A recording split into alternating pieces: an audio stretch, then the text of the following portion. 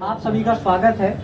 और आज हम एक मुद्दे को लेकर के जो संभल जिले के नगर चंदोसी में काफ़ी तेजी से घूम रहा है, अतिक्रमण का मुद्दा, जिसको लेकर संभल जिले का और चंदोसी जिले का, चंदोसी शहर का प्रशासन काफ़ी सख्ती से कार्य कर रहा है। कुछ जो दोषी हैं उनको भी सजा दी जा रही है, कुछ लोग निर्दोष हैं वो भी इसमें सम्मिलित हो रहे हैं, उनको भी कष्ट सहना पड़ रहा है, उन्हें भी परेशानियों का सामना करना पड़ रहा है। और ऐसा ही एक प्रकरण हमारे बार चंदोसी के एक सीनियर अधिवक्ता विनय जी अधिवक्ता जी के साथ में हुआ है। तो आज हम उनसे बात करने आए हैं क्योंकि उनकी न्यूज भी लग रही है, उनको एक इस तरीके से दिखाया जा रहा है जैसे उन्होंने कोई बड़ा अपराध किया है। तो वो जो कहानी है पूरी कि पीछे समस्या क्या है, मेन बात क्या है जिसको लेकर के इनको विलन बना के दिखाया जा रहा है, वो बात क्या है वो हम आप विनय जी से ही जानेंगे। तो सबसे पहले मैं परिचय करा देता हूँ, ये हमारे चंदोसी बार के सीनियर अधिवक्ता विनय जी हैं। सर, चंदोसी में जो अतिक्रमण का मुद्दा चल रहा है और जो आपकी दुकान जो गिराई गई है, आपका जो कार्यालय जो गिराया गया है, उसके पीछे की कहानी क्या है? रंजिशन कार्रवाई है। मैं ये नहीं कह रहा कि अतिक्रमण ना चले, उसका स्वागत करता हूं मैं, लेकिन जो किराएदार वैध किराएदार हैं उनको अति आक्रमणी बताकर उनको बदनाम करके पब्लिक में पहले बदनाम किया जाता है और उन्हें अतिक्रमणी बना के उनके कार्यालय गिराया जाता है। ये न्यायपूर्ण तरीका नहीं है। ये चैम्बर जो मेरा पुरानी कचहरी में स्थित है, ये चैम्बर हमें न्यायालय में केस चला था नगर पालिका से, फूल सिंह राणा बनाम नगर पालिका, उसमें हमारे चैम्बर थे। मेरा नगर पालिका से समझौता हुआ, न्यायालय के अंदर अधिशासी अधिकारी ने खुद मुझको ये आवंटित किया, 50 रुपए महीने में किया और कंडीशंस रखी सारी। आज तक मैं किराएदार हूं था और 2025 तक मेरा किराया जा रहा था, मैं वहां बिजली व्यवसाय करता था और ये कोर्ट का ऑर्डर भी है, समझौता कोर्ट में हुआ था। उसके बाद भी नगर पालिका परिषद के जो अधिशासी अधिकारी आए हुए हैं, डिप्टी कलेक्टर विनय मिश्रा जी, उन्होंने बड़े षड्यंत्र तरीके से मुझे बुलाया और बोले एक केस चल रहा है रिधिमा बना पंकज परवार न्यायालय में। मैंने पीड़ित लड़की की तरफ से मैं वकील हूं, उसमें माननीय न्यायालय ने डीएम पेशे साहब को कारण बताओ नोटिस जारी कर दिया कि उनके आज्ञा का अनुपालन क्यों नहीं हो रहा। एक केस चल रहा है भगवतपुर देवी बैजोई का, जिसमें मैंने डीएम साहब और स्टेट को पार्टी बनाया है। हम एडवोकेट हैं, हम तो केवल अपनी कार्रवाई क्लाइंट के लिए करते हैं, लेकिन इसका जिम्मेदार मुझे मानते हुए एसडीएम विनय मिश्रा ने और जो नीतू रानी है एसडीएम, उन्होंने मुझे तलब कर लिया और मैंने विनय मिश्रा को समझाया कि सर हम केवल वकील हैं, हम केवल पैरवी करते हैं, हमारा कोई इंटेंशन आपके विरुद्ध ऐसा नहीं है। बोले नहीं, आप हमें हमारे अधिकारी को तलब कर रहे हैं, ये हम चैम्बर गिराएंगे आपका। मैंने कहा सर 2025 तक किराया जमा है, कोई इलीगल नहीं है, कोर्ट के ऑर्डर के बाद मैं आज भी किराएदार हूं। बोले नहीं आप अतिक्रमणी हैं। मैंने कहा साहब गलत बात है, लेकिन जब मैंने उनका रुख देखा वो कोशिश करने लगे, मैं कोर्ट में आ गया। मैं विधि व्यवसाय करने वाला व्यक्ति हूं, मैं आराम से कोर्ट में आ गया। मैंने कोर्ट में दावा डाला और मैंने अपने सारे डॉक्यूमेंट लगाए, किराएनामा लगाया। कोर्ट ने, माननीय न्यायालय ने तुरंत अमीन भेजे, मुआयना कराया, मैं बैठा प्राप्त हुआ और मेरे बिजली के मीटर, मेरे सोफे, मेरे किताबें सब न्यायालय के अंदर रिपोर्ट आ गई अमीन की। उधर स्पेशल मैसेंजर से इन्हें तलब कराया गया और इन्होंने साइन कर दिए और परसों तक हाजिर आ गए और इन्होंने आपत्ति भी दी। उन्होंने आपत्ति दी और मुझे माना मैं किराएदार हूं, अपनी आपत्ति में मैं किराएदारी मान रहे हैं। आज तारीख थी और कल इन्होंने अवैधानिक रूप से बिना सूचना दिए हुए, बिना नोटिस दिए हुए, बिना कोर्ट की कार्रवाई हुए इन्होंने चैम्बर तोड़ दिया और पूरा सामान बुलडोजर से तोड़ दिया और पूरा सामान, मेरा बिजली का मीटर, सोफे, किताबें सब उठा के ले गए और पब्लिक में ये प्रचार कर रहे हैं कि साहब मैं अतिक्रमणी हूं और मैं कोर्ट में हूं, मुझे भी किराएदार मान रहे हैं। ये सब बातें केवल इसलिए हैं कि हम एडवोकेट हैं, हमने अगर डीएम तलब करा ली है या हमने कोई मंत्री तलब करा ली है तो सजा हमें मिलेगी इस बात के लिए। ये गलत है, ये दोषपूर्ण निर्णय है। फिर आप कहलवा रहे हैं कि आप ज्यादा कार्रवाई करी, तुम्हारे परिवार पर, तुम्हारे और संपत्तियों पर हम तुम्हें ऐसा शो कर देंगे, ऐसे गंभीर इल्जाम लगा देंगे, ऐसी एफआईआर कर देंगे कि तुम अपनी अदालतों में चक्कर काटते फिरोगे। मुझे ये महसूस हो रहा है कि शायद ये अन्यायपूर्ण पद्धति में आज कोई ना कोई पत्रकार, कोई शहर का नेता, कोई ये कहने वाला नहीं है कि सर लीगल कार्रवाई इलीगल कार्रवाई मत करिए। जो अतिक्रमण है उनका अलग है, जो हम किराएदार हैं हमको नोटिस दीजिए। सुप्रीम कोर्ट कहता है हमें नोटिस दीजिए, हमें समय दीजिए। और आप तो कोर्ट में भी हाजिर होके और आपने इंतजार भी नहीं किया और आपने एक दिन में चम्मच तोड़ दिया। ये बिल्कुल गलत है। मुझे अपनी जान का खतरा है, अपने जान माल खतरा है, अपने परिवार खतरा है। लेकिन मैं एक बात कहना चाहता हूँ, ये मेरा मृत्यु से पूर्व बयान मान ले जाए। यदि मुझे कुछ होता है तो इसमें रेणु कुमारी कोतवाल और इसमें एसडीएम जो है बिना मिश्रा और नीतू रानी ये दोषी माने जाएंगे। मुझे कुछ भी होता है, ये मेरा मृत्यु पूर्व बयान है। और मैं चंद्रशेखर आजाद क्या मैं बताऊं, एक धूल हूं। मैं कल की वहां की प्रचार करता हूं। ये गलत काम का लिए यहाँ पे आएंगे, गलत वो है या मैं हूं, जनता तय कर ले इस बात के लिए। और जो लोग मेरे चिढ़ने वाले जलने वाले लोग हैं वो खुश होंगे, मैं जानता हूं। लेकिन मैं इनके हाथ नहीं आऊंगा। अगर इन्होंने मुझे पकड़कर और मेरे साथ बदतमीजी जारी करी तो मैं रियली बता रहा हूं, मैं पेट्रोल लेके चल रहा हूं, मैं छिड़क के मर जाऊं। क्योंकि मैं इन्हें नहीं मार सकता। पुलिस है, पीएससी है, मैं इन्हें क्या मार लूंगा? मैं तो कानून का आदमी हूं। लेकिन अपने आप को तो मार सकता हूं, अपनी इज्जत बचाने के लिए मार सकता हूं आपको। तो मैं तैयार रखता हूं, लाइटर भी मेरे पास है। और जब भी कभी ऐसी हरकत होगी तो मैं तो करूंगा, ठीक है। मेरे साथ कोई आए ना आए, लेकिन मैं बहुत सोच कर कहता हूं कि अभी इनकी जरूरत है, ये आ जाए। न्याय की आड़ में अन्यायपूर्ण कार्रवाई हो रही है और मैं कहीं नहीं हारा, मैं न्यायालय से हार गया हूं। आज वही न्यायालय देख रही है, लीगल डॉक्यूमेंट है, नोटिस दे नहीं रहा है और तोड़ रहा है, लेकिन न्यायालय सब चुप है। अब मुझ पर कदम चल जाएगी कि आपने न्यायालय के मैं से क्यों कहा। सच्चाई कहने में कोई फर्क नहीं है। मैं आप लोग हाथ जोड़ कहता हूं, हम अति आक्रमणी नहीं है, हम ट्रेस पासर नहीं है, हम लीगल हैं, हमको अलॉट की गई है, हम किराया जमा कर रहे हैं। अब इल्जाम लगा के हमें मारना चाहते हो, इल्जाम देके हमें बदनाम करना चाहते हो, कर दो। लेकिन ये बात अन्यायपूर्ण है, ये अच्छी नहीं है। अब शुरुआत हो चुकी है कलयुग का, अब कलयुग शुरू हो चुका है। अब ये बात शुरुआत आपने कर दी। उसमें लिखा हुआ ग्रंथों में हमारे कि राजा इन्हीं कर की आड़ में, इन्हीं नियमों की आड़ में जनता को तंग करेगा। मेरी सबसे रिक्वेस्ट है, कृपया हमको गलत ना समझें और गलत बात को कहने के लिए आवाज उठाएं, कायर ना बने। नमस्कार सर, जो आपकी प्रकरण है जिसमें आपको ये अतिक्रमण बता रहे हैं, आप अपने आप को किराएदार बता रहे हैं, इसको लेकर के आपने अपनी बार से बात की है? मैंने अपने बार से बात करी है। बार क्योंकि एडवोकेट की है, वो लीगल काम समझ रहे हैं, इवन हमारे जज साहब भी समझ रहे हैं।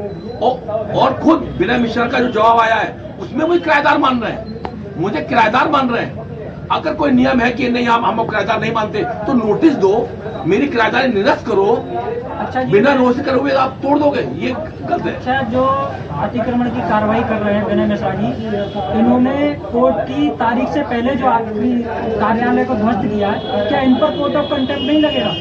लगना चाहिए, बिल्कुल लगना चाहिए कि आज आप जवाब दाखिल कर रहे हैं, मुझे किराएदार मान रहे हैं और आज तारीख पड़ी है, आज कोर्ट में तारीख पड़ी हुई है और कल उन्होंने तोड़ दिया। क्यों? कल अखबार में आ गया कि पीएसए साहब को तलब किया गया है। कोर्ट ने, एक अखबार ने छाप दिया, एक अच्छे अखबार ने छाप दिया, वो अन्यायपूर्ण बात नहीं देख पाया, वो आपकी चमचगिरी नहीं कर पाया, उनने छाप दिया। जैसे सुबह खबर आई है कि न्यायालय ने पीएसए साहब को कारण बताओ नोटिस जारी किया है और तुरंत मेरे चम्मच तोड़ दिया। तो क्या तलब करना इतना बड़ा अपराध हो गया, वो भी न्यायालय के द्वारा? भाई आप प्रशासन हैं, आप डीएम हैं, आपकी पहुंच है, पीसी आपके साथ, पुलिस आपके साथ, मीडिया आपके साथ और जनता के कुछ दलाल या जो इन चीजों को नहीं जानते वो आपके साथ। आप कुछ भी कर सकते हैं। ईसा मसीह की मौत क्यों हुई?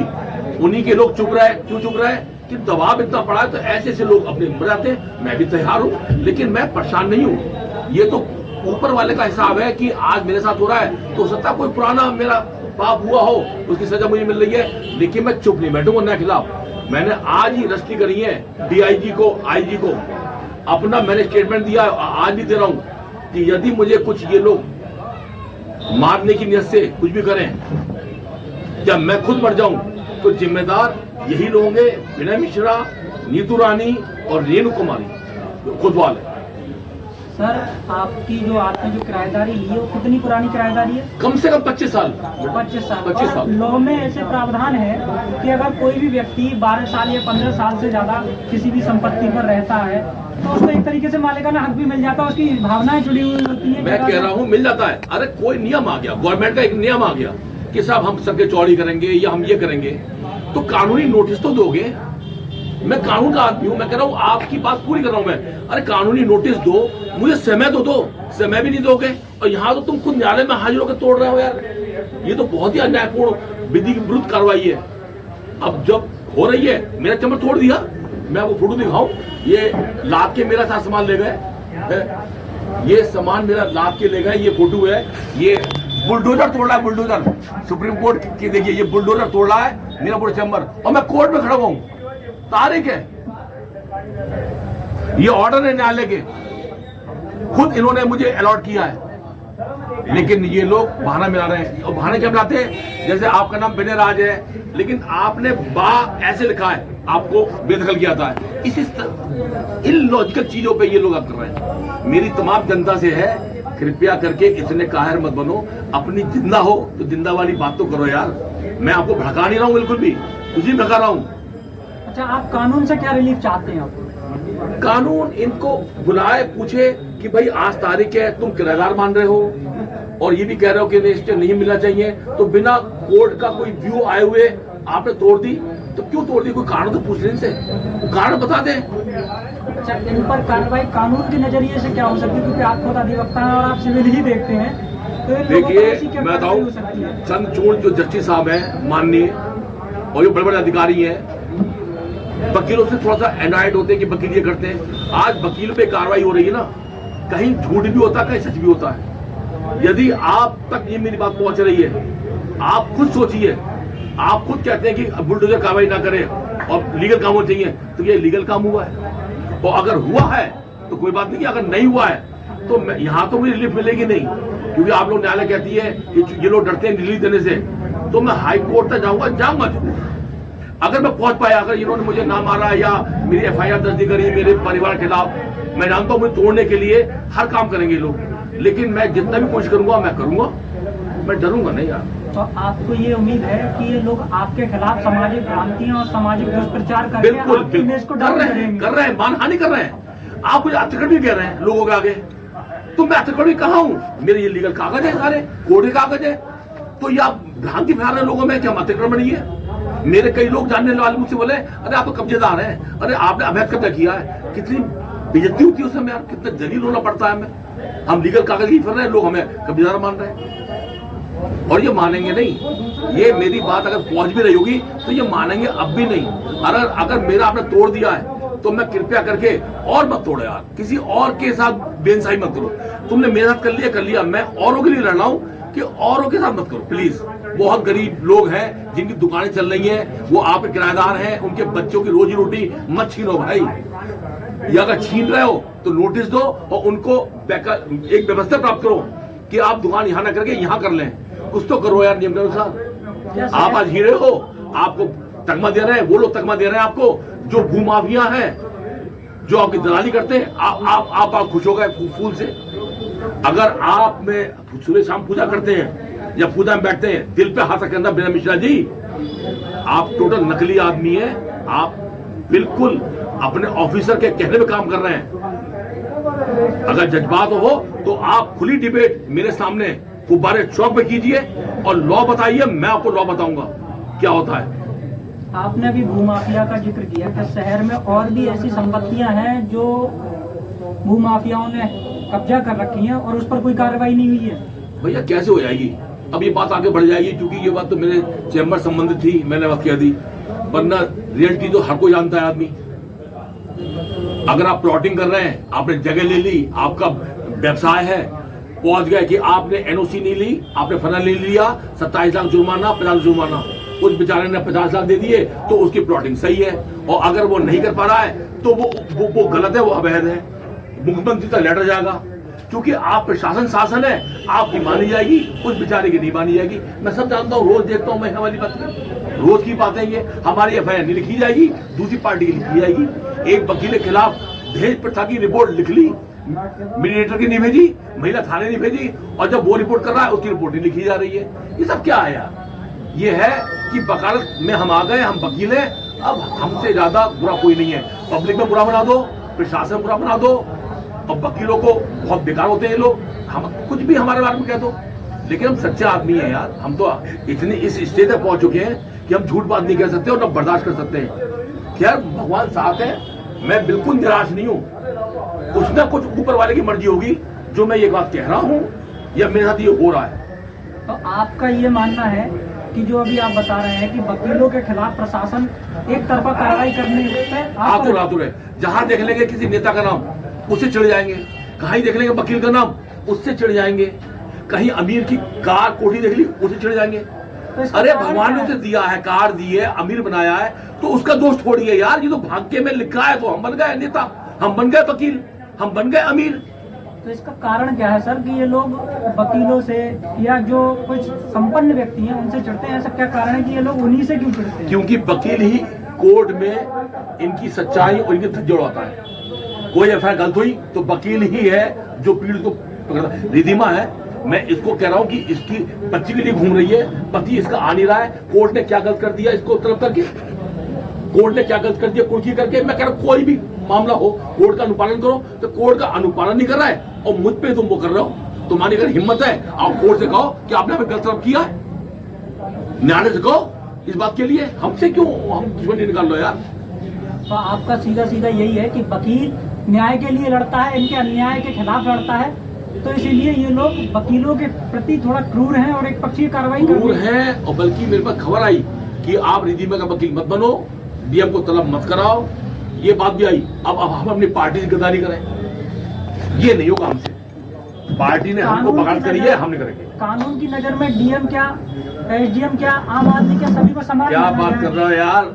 इस समय डीएम साहब किसी एक पत्रकार को चाय पिला दे, आय हाय, वो तो ये सोचता है कि अब मुझसे बड़ा डीएम कोई नहीं है, कोई नेता ये वो कोई बोलता नहीं है बेटा। सबको इज्जत की भूख होती है।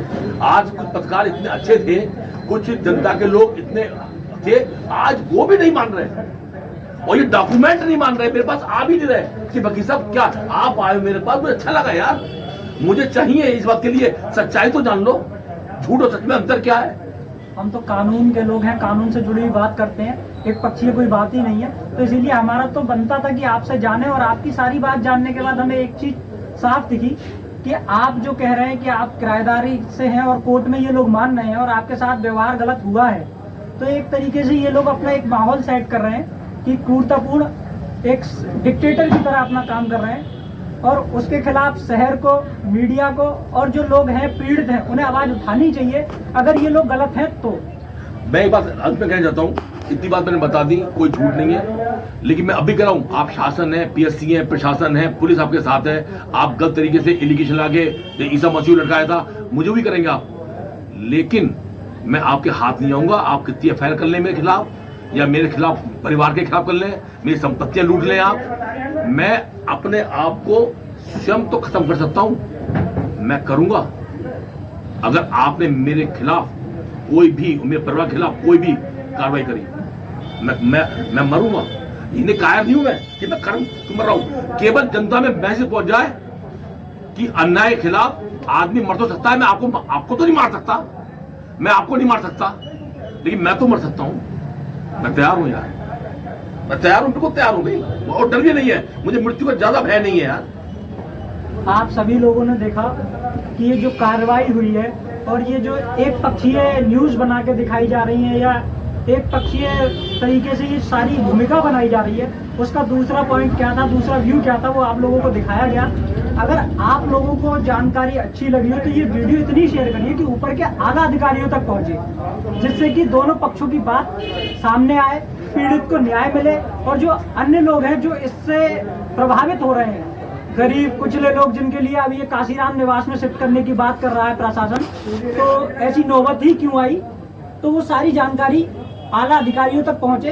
तो इसलिए वीडियो को शेयर करिए। धन्यवाद।